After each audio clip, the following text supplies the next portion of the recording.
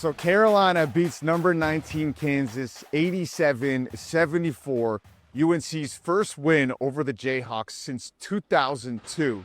So yeah, it is historic and it is significant because for Hubert Davis, this was a pivotal year, and it seems fitting, right, that his first season he plays Kansas, loses to Kansas in the national championship, and has kind of struggled to recapture that same amount of magic, same amount of success ever since. And we knew going into this season that it was going to be a different year, that it was going to be a pivotal year for Davis, who was starting to feel the heat last season after barely getting into the tournament, struggling in the non-conference, which started in these kind of games early in the season last year. They lose to Kansas by 3 early on.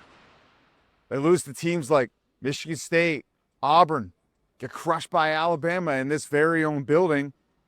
And those were the kind of red flags that you saw the rest of the year, where 1-12 in quad one games that were never really able to make up the ground. That team was undersized, never really seemed to fit despite some talented pieces. And this year they come in with the GM, Jim Tanner. They come in with a lot of size. They knock the portal out of the park here with Henry Vasar, the big from Arizona, 7-footer. They're bringing a point guard, Kyan Evans from Colorado State. Jaron Stevenson, Chapel Hill kid, kind of a Swiss Army knife defender, three-point shooter.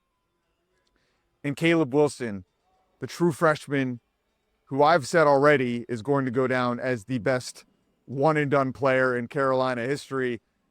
He might go down as one of the best players in Carolina history, period. And he's clearly only going to be here 1 year, because this kid is everything you could possibly ask for and more. And you see this sometimes with the rankings, right? Like, the rankings out of high school don't necessarily reflect exactly who and what these guys are. And this is a game where Wilson, who's projected to go around 5 or 6 in the NBA draft next season, went up against Darren Peterson from Kansas, who's projected to go number 1. Now, these guys are very different positions, and Peterson, a point guard, Caleb Wilson, a power forward.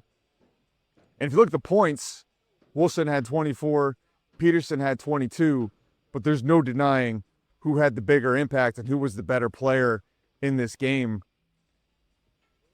And for Wilson, it's multifaceted what he's bringing you. Yeah, he's 6'10". Yeah, he can dunk the heck out of the basketball, jump through the ceiling, can defend multiple positions, doesn't shoot a lot from the outside, but he says he can. He's already knocked down a 3 this season. But it might be the personality that really sets him apart. We saw this last year with Duke with Cooper Flagg. You know, Duke can have all these great prospects come in year after year, but if they don't have that competitive fire, that will to win, it doesn't necessarily translate in the games, at least at the college level. And Flagg willed that team along with his teammates all the way to the Final Four, and play that game versus Houston a few more times, they might just win the national championship or at least make it there. And I'm seeing a similar kind of fire from Caleb Wilson through the start of the year here. I mean, the first half, this guy immediately dunks the basketball, but it was the defense, the full court press, the diving on the floor that was elevating everything around him. This is the guy that called for a whiteout in this game. This was supposed to be a blue shirt game because Verizon was giving out blue shirts, but Wilson coincidentally went on social media, called for a whiteout, I think on his own. The fans responded so much in kind that UNC was like, all right, fine. We'll just hold the shirts for another game. Let them wear white.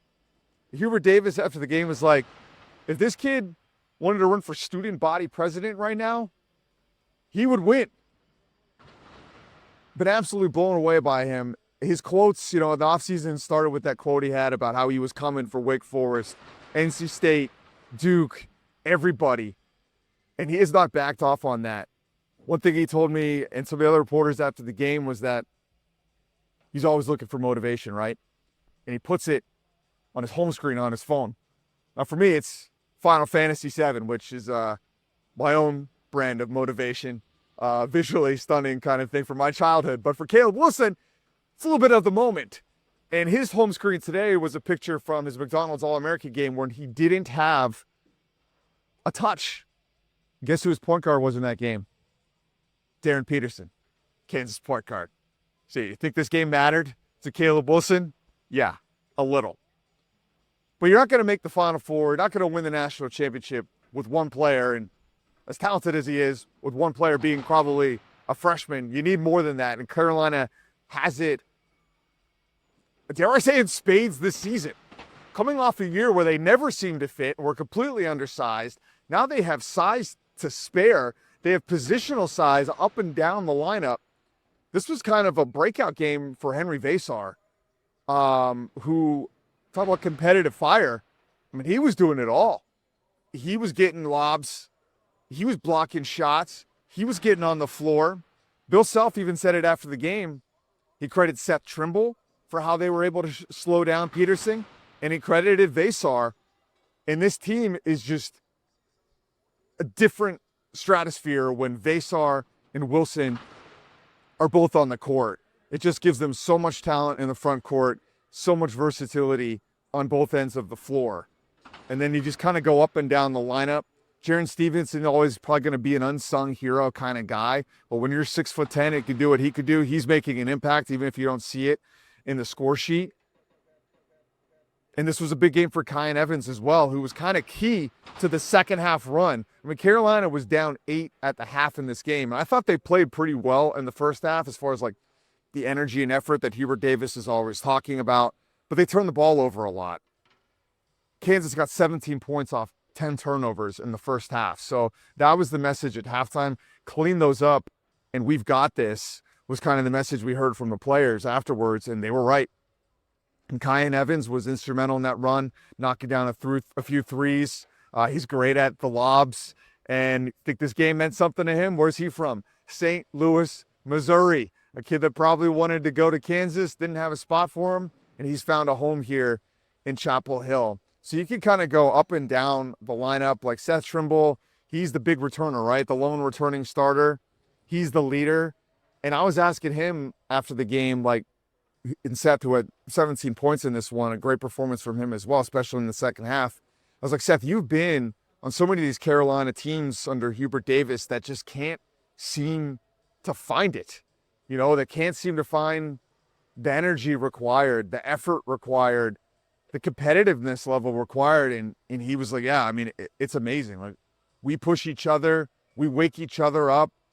You know, I don't have to go out there looking for people to respond. Like, we're getting it from each other. So these are things to me. I know it's game number 2, but I thought coming out of the preseason and out of the opener, Carolina was severely underrated at number 25. I said it on our podcast last week. And I understand the AP voters wanting to dock Carolina, right? Like, this is a team that was, number 1 in the country after they made the national championship. They didn't make the tournament. They've underperformed really ever since then under Hubert Davis, especially relative to preseason expectations. So I don't blame the voters for having a little bit of a wait-and-see approach. But once I saw in the preseason and I saw them in game 1, I knew they were underrated. And now I really know, and I think everybody else is too. I wouldn't be surprised to see them make a big jump here after beating number 19 Kansas, who features the potential number 1 pick in the NBA draft in Darren Peterson. And I think they could be better than Duke. Like, this is a UNC team that kind of resembles some of the ones we've seen from Duke, right? Like, they've got, I mean, Cameron Boozer's an incredible player. It's going to be a battle throughout the season, like, not to take anything away from him because he is truly a man among boys. But when it's all said and done, if you were to tell me that Caleb Wilson is ultimately the guy that was the better player this season in college, and I would probably project to be better in the NBA as well, that would not surprise me at all. And I just look at these teams, I think UNC overall is maybe a little bit bigger and maybe a little bit more versatile, but Duke's young. You know, they're going to develop and get better as the season goes. And underestimating Duke is not usually a winning proposition. And obviously NC State, got to throw them in the mix as well. I think this is going to be an incredible year for basketball and the Triangle. NC State at 26 in that preseason poll. I think they're underrated as well, but we need to see them play some better competition. So, Hubert Davis has had some yellow flags in these early games in the season. No yellow flags here. Only reason to be optimistic that I almost said Bill Belichick. He's on my brain. He's playing Stanford the next day. But that Hubert Davis could get this team back to where everybody hoped they could be. He starts his career off with a trip to the Final Four and the national championship on a team that just got hot at the right time. And this looks like a team that could win the ACC, compete for a 1 seed, and do what Carolina does, compete for national titles. So I don't want to be hyperbolic. I just was, but it's hard to have been in this building and seen what I just saw and not be really excited for what the Tar Heels are going to do this season.